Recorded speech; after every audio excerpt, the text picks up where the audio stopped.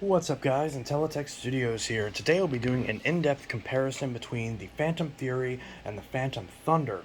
These two are the most common Fantom uprights from the 90s, from the Fantom Company, which at the time was known as Iona Appliances, but shortly after, around the time of these specific versions of these machines, was rebranded to Fantom Technologies. Now, later on, there will be a comparison between the Fantom Fury and the Dyson DC-03, but first, let's compare the two mainline Fantom uprights. There is also the Cyclone XT, but that's going to get a separate video, as back in 1996 all the way through 1999, these were the two Fantoms that you would be choosing from, at least in the upright category. So, we have the Fantom Thunder here on the right, which is the bigger, beefier, older machine. This one, despite being discontinued before the Fury, actually was the first machine and ran for significantly longer, as this body style was introduced sometime around 1988 with the original SC Johnson Vectron, which was built for SC Johnson, but it was manufactured by Iona, the same company that we later knew as Fantom. Now, this machine originally went by the name of just the Fantom upright, and originally came in a 9 amp and later an 11 amp unit, which that one's far more common of the two. But once it got the Thunder name, that was around the time the Fantom Fury came out, so they had to differentiate between the two units. So once the Fury came out, they called this the Thunder, because I guess, it's bigger and beefier and more thunderous. I don't know. But either way, the Fantom Thunder and the original 11 amp Fantom could very well be used as placeholders in this comparison. The main difference between those two is just the amperage of the motors. The Thunders generally are 12 amps, whereas the older Fantoms are 11 amps or potentially even 9 amps, but those we're not really talking about. The Fantom Fury, however, was released at the end of 1996, and this originally came in a 10 amp version, and that version looks like this. 10 amp version looks a little bit different, color, but they overall are the exact same machine. Now, the Fantom Fury was introduced as an alternative to the Thunder in a lighter, cheaper, more ergonomic package, as it was primarily marketed at the time as having the same power as the Thunder, but being a little bit lighter in your hand and on your wallet. It also introduced some usability improvements that we'll talk about later, much more analogous to what we would later find on the Dyson uprights. Things like a proper button to actually release the wand that's on the wand itself, and a proper carrying handle, which those we'll talk about real quick. Now, starting off with the weight, the Fantom Fury comes in at right around 18 pounds, whereas the Thunder comes in at right around 22, 23 pounds. So the Thunder is at least 5 pounds heavier, and you can tell from the design, it's a significantly wider, beefier, bulkier unit, and it's way more awkward to use and pick up. Now, whenever we're talking about usability of these, the Thunder is a little bit different. As far as using the Thunder, and I do apologize, on this particular one, the cord hook is broke, but we'll go ahead and remove the cord. So with the Thunder, the way that you would use the Thunder is you've got a single big upright release pedal here on the back. You push that, and the thing reclines. Now, of course, you push and pull it like you'd expect, but the handle is a straight handle. It does have a rubber grip on it, but there's no real bend besides a very slight bend here, and you're kind of holding a lot more of the weight in your hand, and the handle is a little bit more awkward to hold than on the Fury. This handle is very similar to what we would find on the Dyson DC-01 in the UK. This whole machine in general vaguely represents a similar design to what we would see on the Dyson DC-01 later on, which this machine actually came first. Now, as far as the more angular base, you can tell we actually have two headlights, so you've got double the amount of headlights, but you do have the same 3 height adjustments, but the knob is in the center, and the Fantom Thunder on the bottom has a single set of wheels for the height adjustment. So we can see there's a single white wheel right there, and that's what adjusts the height. The brush roll is also a little bit wider, so the brush rolls and the cleaning path are a little bit different on these two machines. The Thunder has a wider brush roll and a wider cleaning path, although they can use the same belts. Even though they're in theory not supposed to, they can use the same belts, and they do in fact use the same belts. Now, the more angular design does mean that it's not as easy to get into tight spaces, as this entire cleaner head kind of sits upwards a little bit. There's a bit more of a slope to it, so trying to get this underneath something is a little bit more cumbersome than it is on the Fury. The wheels are also a little bit bigger than on the Fury, So again, this is not quite as much maneuverability, but it is still okay. We do also see the bin is significantly larger, and we do also see that the carrying handle is a little bit different. On the very, very last versions of the Thunder, they actually got rid of this handle, but on the vast majority of Thunders, there's a carrying handle that's hidden, and it's supposed to have a little rubber padding in here. This one does, but there are some units where this rubber padding goes missing, but this is how you would pick up the machine. It's in a good spot, but the actual handle is a little bit small, so if you have big hands, it can be a little uncomfortable to carry, but it is carryable. It's just quite a heavy machine. We also do have a slightly different switch setup on the Thunder. We've got the power switch up front. The early versions of the Domestic use a different switch from a Hoover Conquest. These ones use a proprietary switch. And we do also have the wand release button, but on this model, it's actually on the machine, not on the wand. So it was advertised that you would have to push this button and then pull the wand out separately. Although, one way that I always got around that is just by grabbing the wand right here and pressing the button with the same hand that I would use to pull the wand out. So you can still grab the wand with one hand, it's just a little bit less elegance than it is on the Fury. We do also have a cord clip, which is removable. A lot of them go missing. And we do have this nice etching into the rubber grips, although these grips do tend to dry rot over time, so you got to be careful with that. With the Thunder, we can see that we have the exact same attachment set that we have on the Fantom Fury. We've got the same floor nozzle, the same crevice tool, and the same dusting brush. Now, if you had the optional pet hair tool, the pet hair tool would attach to the dusting brush bracket on here. If you had the original Fantom Domestic, the 11 amp model, and you had one of the earlier ones before the HEPA filter was released, then you might not have a HEPA filter. But all the Fantom Thunders were fitted with a HEPA filter as standard. And this HEPA filter can be a little bit tricky because it is bigger than the HEPA filter on the Fury, so in theory it should last a little bit longer, but in my experience they tend to last about the same amount of time. And because of the fact that this HEPA filter casing is basically an afterthought on this unit, the spokes on here tend to, or the actual, not spokes, but the little vents on here tend to actually get gouged and broken off as this area sticks out and it's uneven. So there's more stuff sticking out on this side than on this side. So when you're vacuuming with the vacuum against the right side of something, you're more likely to bash this on furniture and break off these tabs. Something that's a big problem with these Thunders. And a lot of times, on the vast majority of these units, these filters aren't even held in with a screw. They're just held in with a clip. And this clip down here tends to go brittle and break. So a lot of these clips are broken, and then a lot of times that means that there's a gap here where air can leak out. And yeah, so the filtration on the Thunder, because of the fact the HEPA filter was an afterthought, it's not as good as the Fury in my experience. It does tend to leak a little bit more dust. Now the motors on these Thunders are significantly higher quality. They're a lot of a lower pitch. They don't sound as bad, and they're not nearly as prone to having bearings going out, especially on the earlier units of the Fury. So that is a little interesting thing there. We'll actually plug in the Thunder real quick and give it a quick listen, so we can hear the difference between the Thunder and the Fury. Now, of course, if you have a slightly different amperage, these are both the 12 amp units, so they might sound slightly different if you have the 10 and the 11 amps. Alright, so here's the Thunder.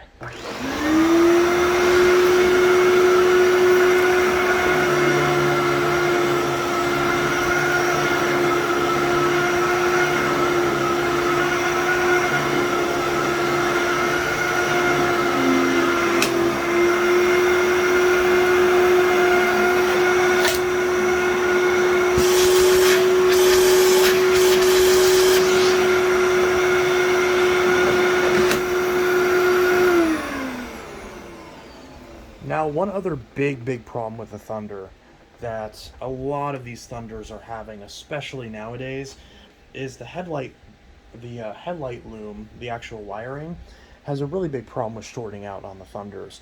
So yes, it's cool that it has the two headlights, but so many of these machines now, the vast majority of them that I see, have shorted out headlight wiring.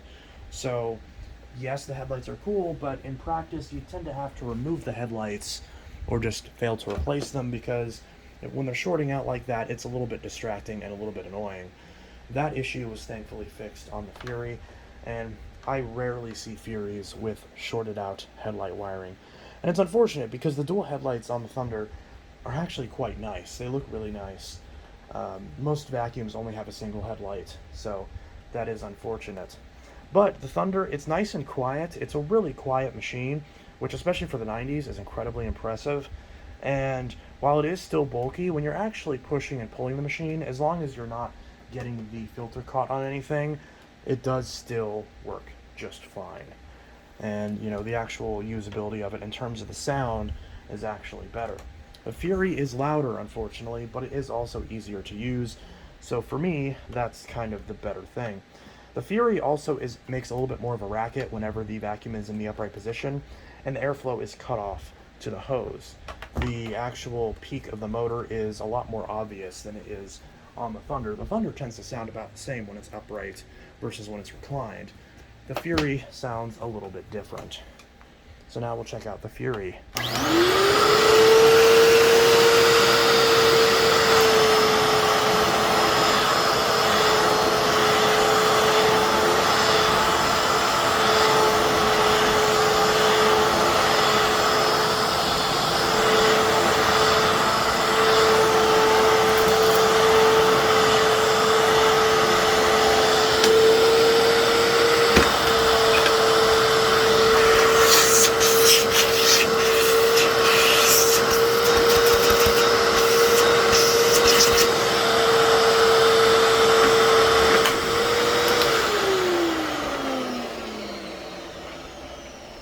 So the Fury isn't loud per se, but it is a little bit louder than the Thunder, and it does have a little bit more of a different, or it has a little bit of a different pitch, I should say.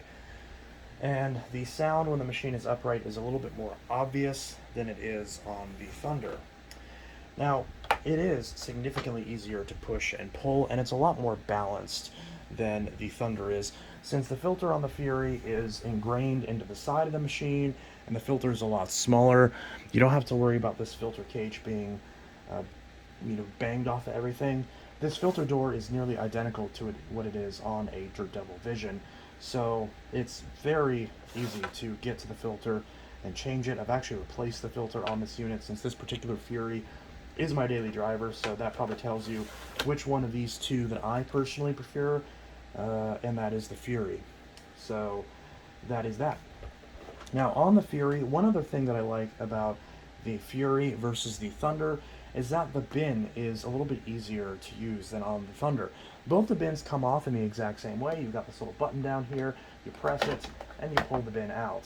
Now both of these have a problem where fine dust will sit on the seals and will spill out whenever you empty the bin, even if you don't vacuum up very much. But on the Fury, because the bin is a lot skinnier, you don't have to worry as much about the cyclone grabbing dirt and pulling it out as you're trying to remove the bin, which is a much bigger problem on the Thunder. So on the Fury, especially if you tend to overfill the bin, as the max line is actually beyond where the cyclone ends, then it's a little bit easier to deal with than on the Fury than it is on the Thunder. So that's something to keep in mind. That's one of the reasons I prefer the Fury. I like the skinnier bin that fills up higher than the wider bin on the Thunder that doesn't fill up as high, because that bin is a lot more awkward to take out and empty, and it's a little bit easier to spill stuff when you're emptying a Thunder.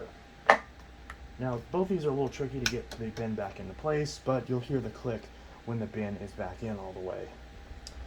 Now, the switch setup on this is a little bit different than on the Thunder. This one's a little bit more similar to what we would later see on the Dyson DC-04, where we've got the power switch that's off to the side, and we have a proper button that actually allows us to release the wand. We do also have a proper handle, which is nice. It's actually bent to the right angle, so that way whenever you're vacuuming with it, it feels more like a proper handle than it does on the Thunder. So the ergonomics on the Fury are 10 times better than they are on the Thunder, and it's another one of the many reasons why I prefer the Fury, despite it being ever so slightly less powerful. Despite having basically the same brush roller, the motor doesn't quite have the same level of airflow and suction as the Thunder, so the Thunder does clean slightly better.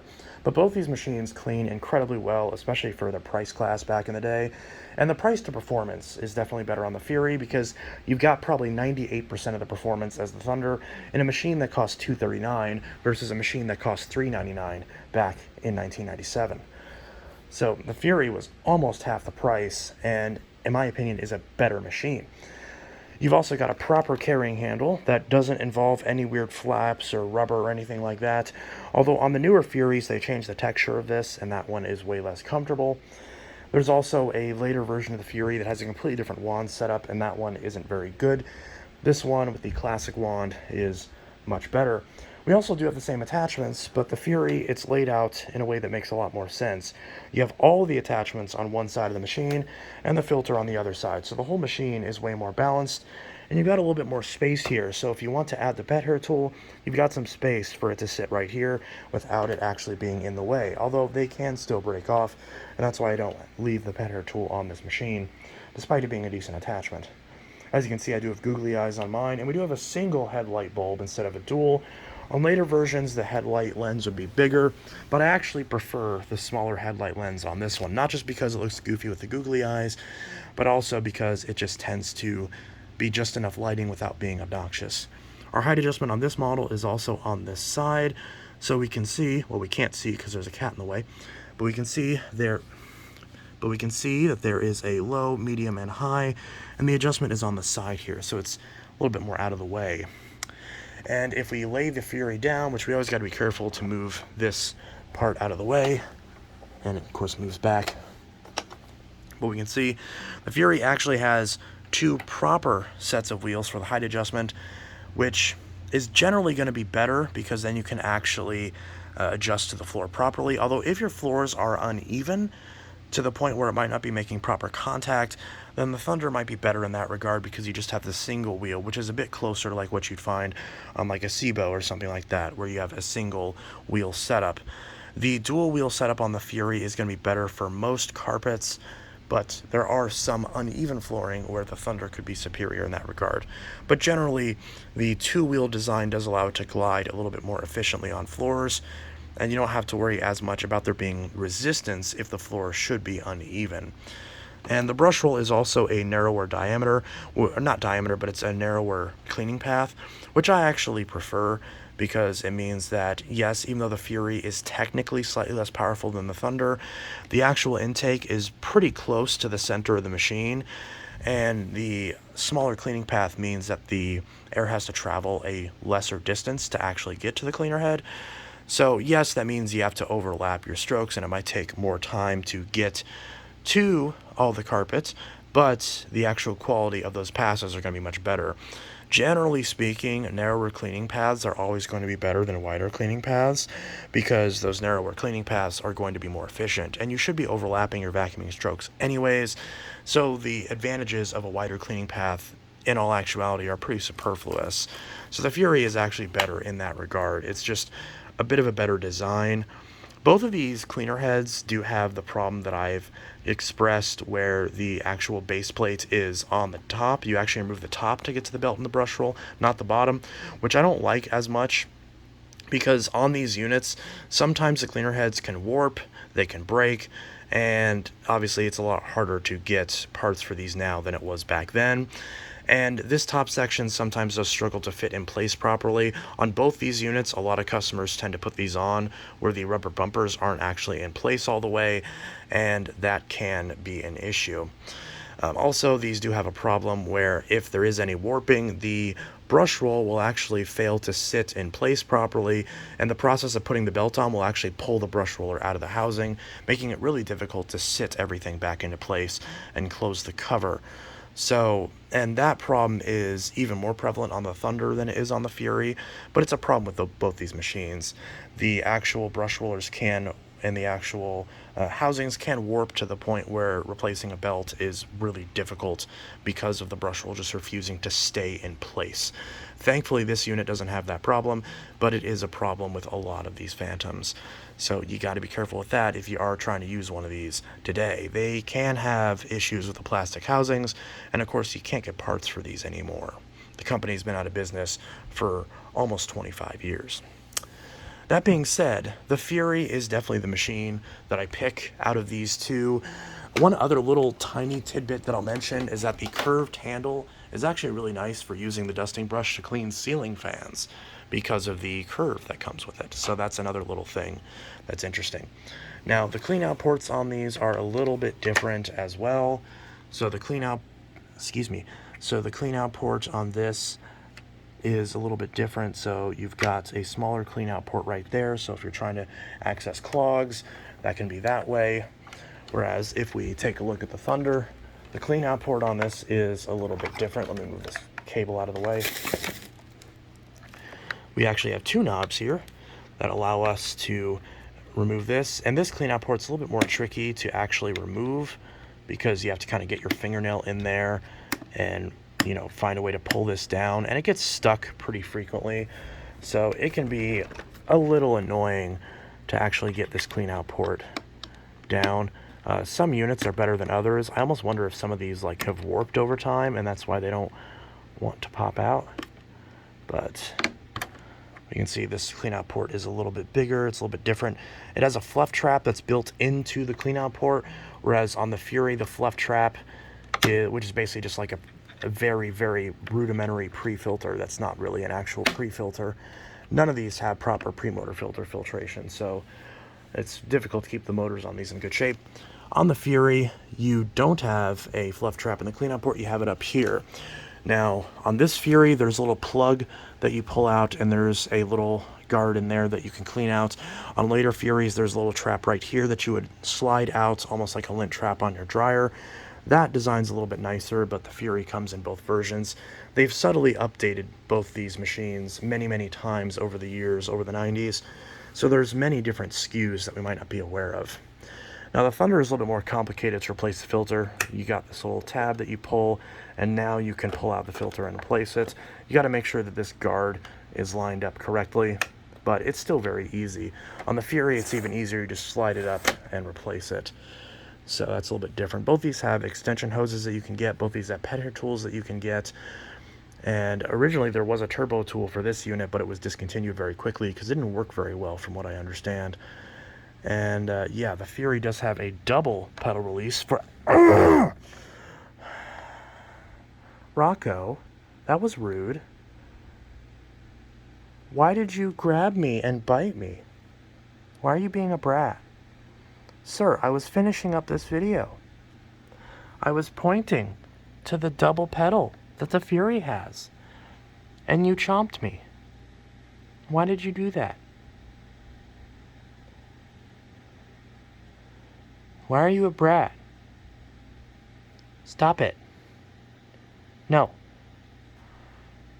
Anyways, so this has a double pedal for the handle release. Neither of these have rubber coated wheels, unfortunately, so it's not recommended that you use either of these on bare floors, but they both do have onboard bare floor attachments that you can use.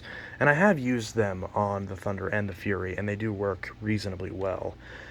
So yeah, that's pretty much that. This is Intellitech Studios signing out with the in-depth comparison between the Fantom Fury and the Fantom Thunder. In general, the Fury is going to be the better machine for most things.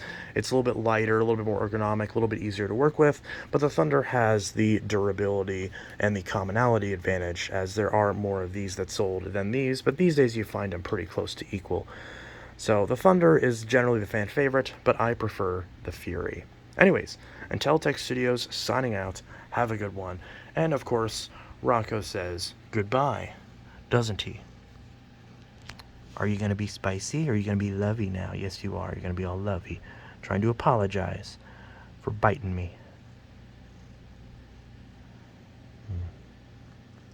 Ow. Hey!